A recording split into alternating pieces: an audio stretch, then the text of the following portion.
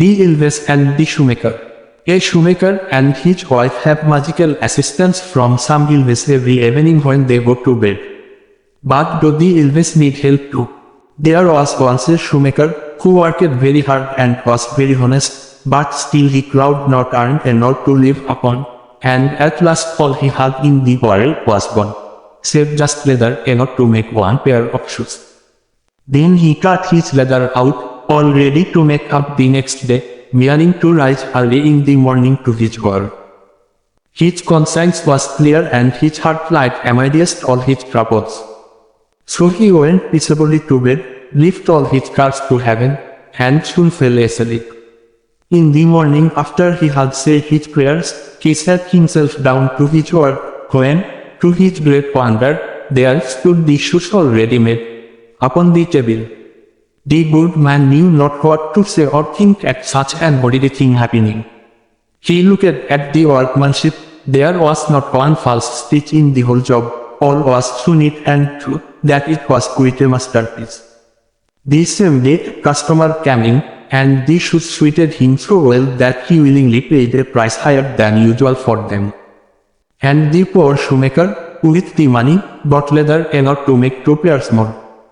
In the evening he cut out the work, and went to bed early, that he might get up and begin betimes next day. But he was saved all the trouble, for when he got up in the morning the work was done ready to his hand.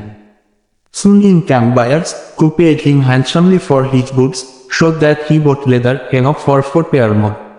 He cut out the work again overnight and found it done in the morning, as before, and so it went on for some time. What was got ready in the evening was always done by daybreak, and the good man soon be seen thriving and well off again.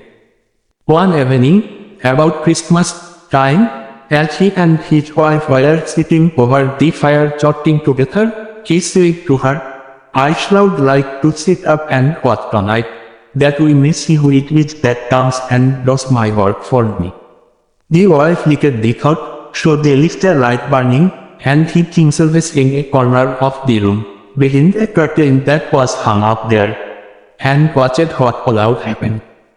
As soon as it was midnight, there came in 2 little naked dwarfs, and they sat themselves upon the shoemaker's bench, took up all the work that was cut out, and began to play with their little fingers, stitching and wrapping and tapping away at such a rate, that the shoemaker was all wonder, and could not take his eyes off them.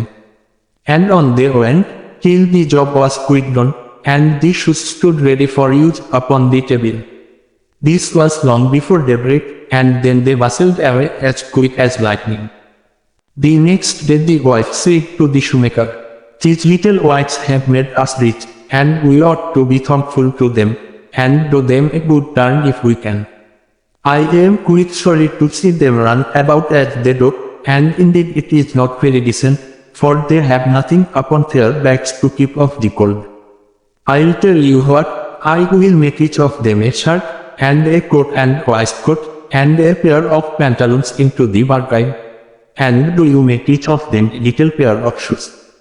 The thought pleased the good cobbler very much, and one evening, when all the things were ready, they laid them on the table, instead of the work that they used to cut out, and then went and hid themselves, to watch what the little elves around do.